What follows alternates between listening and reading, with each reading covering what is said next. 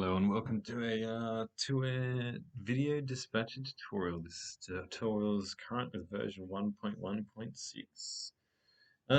We've assumed you've successfully updated and installed the latest video patch to our ToooAir dispatcher. If you haven't, you can go to options and click update to the latest version if you've purchased a body-worn camera system. So once we've updated and we've got our new version and we've logged in, we can navigate to a new video tab.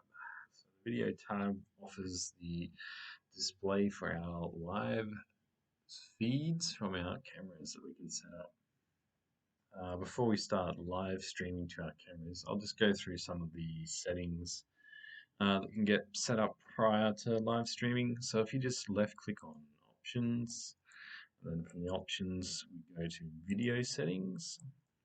Video settings, we have screen display settings. So we can scale down the display, which by default we select because it fits nicely into our live feed displays here on our video tab. We also have full screen display and the original image display from the camera itself. Up to personal preference, we just default with the scale display. So we can actually save the live stream recordings to our local dispatcher PC. This defaults to the install folder that we set up previously. However, would recommend setting it to, say, an external storage hard drive or something like that for the large data capacity. We can also tick the video pop-up. So this will allow us to move our video display tab, much like our map pop-up tab, around the screen to a second monitor or something like that. We also have video playback delay settings. I like to set it to 100 milliseconds. So this is the delay between the camera's footage and then when it's being displayed to our dispatcher. Putting up the delay will adjust the quality, I guess, of the stream to the dispatcher. And we can also select the use Windows picture browser for looking through our pictures. So that'll just use the default Windows 10 picture browser or any other browser that you've set to your default browser. Now that we've got the settings all set up, we can start live streaming. So from our video tab, user list tab, either or, our fixed pane group is how we can start initiating live stream feeds. So we'll find our users that are the body cameras or have video ident privileges. We can double left click on a user and then we can select one of our video call functions or features.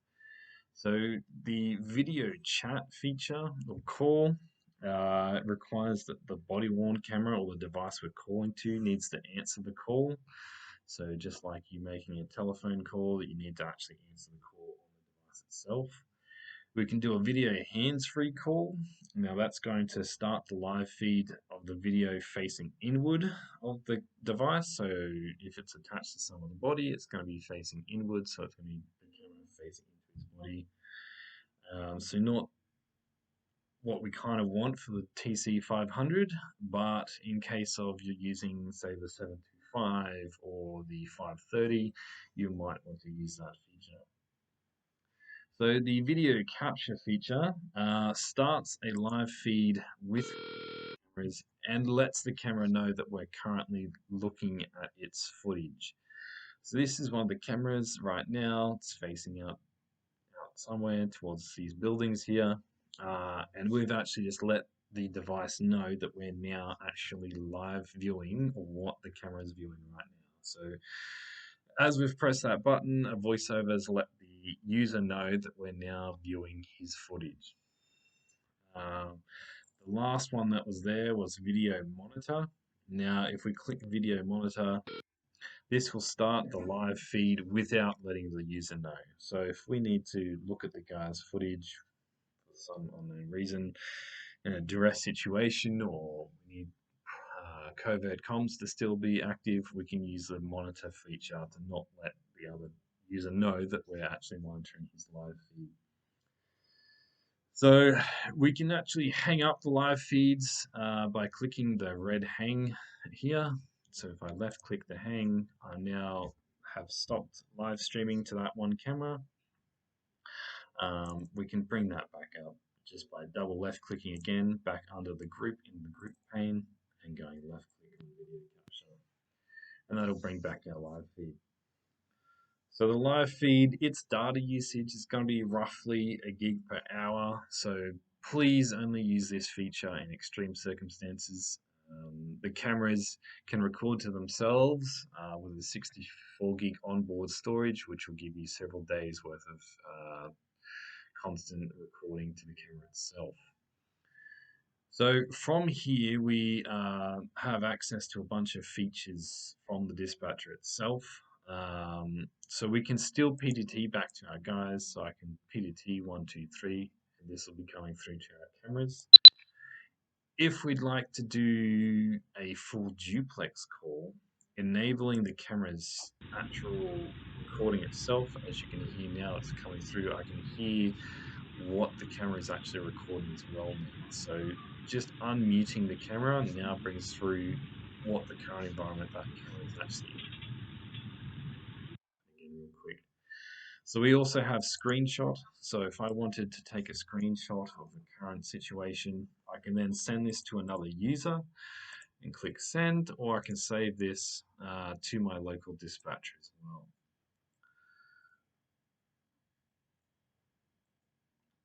We also have adjustable video resolution. So we can adjust the resolution of the live stream if the cellular connectivity is poor. We can downscale it to 320p. If it's really good, we can upscale it to 1080p and get that nice crisp live feed. Again, as you increase the quality, you're going to increase your data usage. So just keep that in mind. I recommend around 720 or 480. That'll be perfect live feed on 4GX wherever you're walking.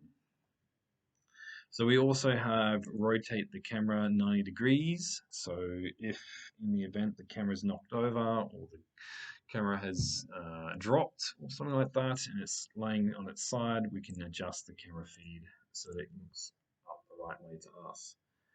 We also have the video switch. So pressing this will adjust which way the camera is facing. So now I'm facing inward and I can see what's behind the camera. If I click again, I'll now see the frontward facing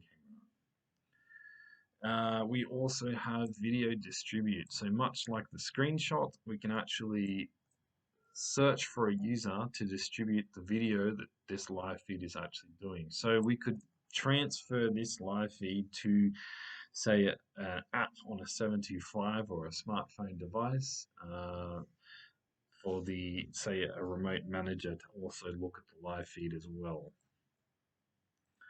We can also display the scale display adjust here as well. So like I mentioned earlier, from the settings options I went through quickly, we can actually change through the different scale displays.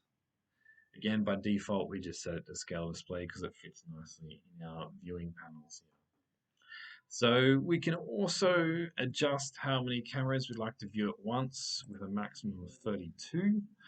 However, the squares start to get a little small and you can't really see much in them. We can then bring it back to enlarge again, or we can go full screen if we'd like as well. The full screen takes up the entire active screen that you're in. We can press the escape button on the keyboard to exit out of full screen mode. And that is the live stream panel and some of the features you can interact with our live stream.